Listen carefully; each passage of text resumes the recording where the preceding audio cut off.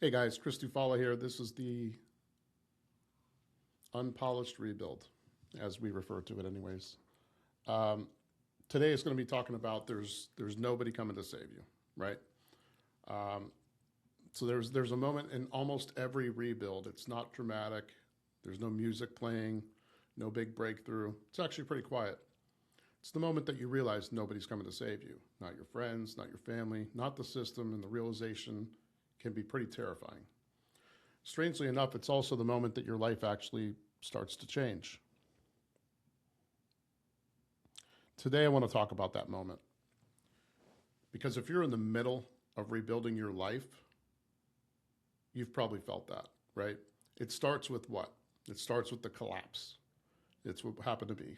Um, People reach this moment when life falls apart, whether that's divorce, addiction, financial collapse, losing a business, losing your identity. All of those things happen to me or because of me. So for a lot of people, rebuilding starts with the collapse. Maybe your marriage ended. In my case, that was part of it. Maybe addiction took over, also part of my problem. Maybe your business failed or your life just went off course. One day you look around and think, how the hell did I get here? I mean, at first you think, someone's going to help fix this, right? Like somebody's going to save me. Maybe a friend's going to pull you out of it. Maybe something changes. Maybe life magically resets. Wrong. That shit doesn't happen. Eventually you realize something uncomfortable. And that's the lie that we tell ourselves, right? So we avoid responsibility. I certainly did. Um, we wait on motivation. We wait for somebody to rescue us. We wait for the right moment to, somebody might step in. We tell ourselves a lot of lies during this phase. We say things like, life's going to get better soon. I just need a little bit of help. Someone's going to step in. The truth is, most of the time, nobody does. Not because people don't care, not because people don't love you, but because everyone's fighting their own shit. Everyone has their own battles. So, what is the turning point? Or the core, I guess, of this episode? It's a moment of responsibility, right? So, the rebuild actually begins the day that something shifts in your thinking. It did for me. I was living in shame, self hatred, lying to myself, lying to everybody else, not taking responsibility. Why did this happen to me? To me, right? But you got to start asking yourself, what am I going to do about this? That's when things change. Because once you accept that nobody is coming to save you, something powerful actually happens. You realize you don't actually need saving. What you need to do is start stacking little wins. I call them small daily wins. For me, it's become a core philosophy. Um, Rebuilding's not dramatic. What it is discipline, habits, quiet work, self-reflection, showing up daily for yourself and for others.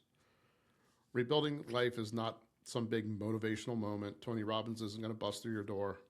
It's small little decisions over and over and over again. Get out of bed when you don't want to. Saying no to chaos. Choosing discipline over comfort. Doing the boring shit.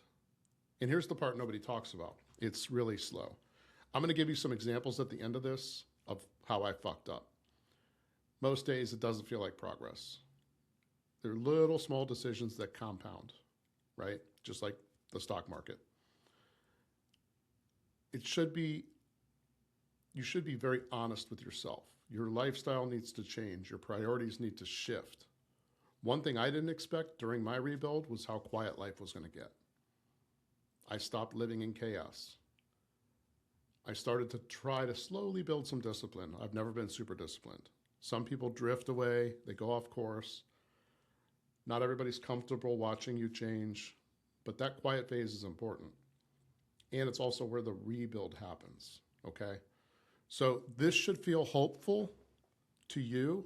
I know hope is not a strategy, but we can't survive without some kind of hope.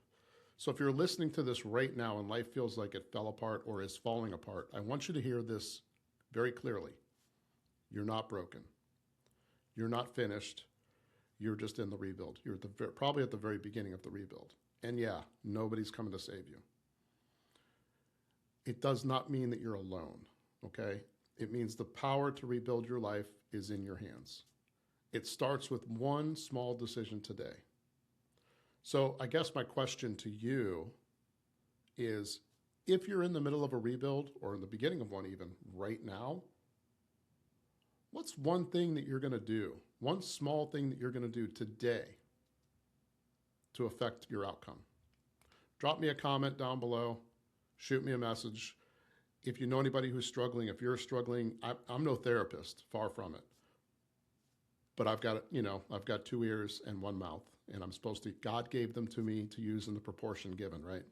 I should listen, and I'm here for you if you need anything. Don't hesitate to reach out. Don't hesitate to leave a comment if any of this resonates with you. So here's a couple things I did. About 20 months ago, I found myself literally out on my ass, right? I was asked to leave my house, left with the clothes on my back. I ended up, I'm this wildly successful real estate guy, right? Wrong. I was living a lie. Everything looked great on social media. Wrong. Most people are full of shit, and I was the biggest one. I was absolutely full of shit. I had done things to completely destroy my marriage. I'm 100% accountable for those things. You can call it an addiction. You can call it this. Maybe that's the reason, but that certainly isn't. That doesn't absolve me of responsibility, right? So here's this successful dude that's literally living in his buddy's bedroom, spare bedroom. Shout out to Nate. Thank you for being there for me. And you've always been there for me. I appreciate you, buddy.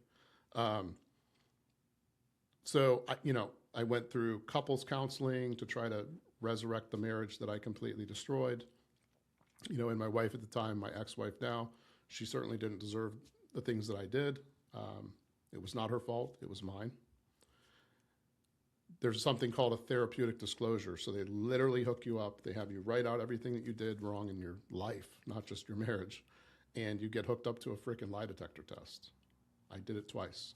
The first time I failed it, because remember, I was a big fat liar. I'd lived my whole life lying. Second time I passed it. And then I had to face my wife at the time and read her everything that happened. Imagine how she felt. That's just one example. I've had my battles with addiction. I drank way too much. I didn't do any hard drugs, thank God. But I lost a brother and a sister to fentanyl overdoses. The monkey was on our backs, and it was on their backs. So I say all of that to say, if you're struggling, you're not alone. If you're feeling some kind of way, if you're feeling, you have any ideations, call a friend, call the 800 number, do whatever you got to do. I just want to bang that point home. You're not alone. So things will improve, but you have to put in the work. I had to put in the work to slowly, and I'm still in the middle of it. I've got $500,000 in debt. I'm digging out little by little, dollar by dollar, penny by penny, and I did it to myself, right? It's only when I was honest with myself about how I got here where I was starting to rebuild. I was able to start to finally rebuild my life. So just wanted to drop a quick little episode. Next week, I'll be interviewing somebody who's rebuilt their life, and hopefully some of this stuff's relatable. Those friends that you worship, or people on social that you worship, trust me, they got baggage. Nobody's perfect. Everybody's dealing with their own struggles. So, but you're not alone. So reach out, drop a comment if you like it.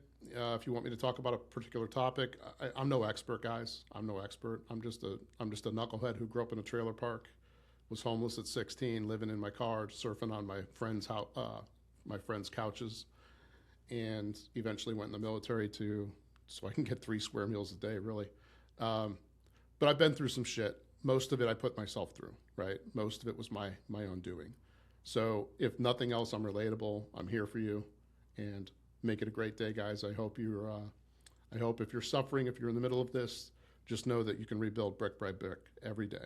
All right, guys, make it a great day. Stay in that rebuild.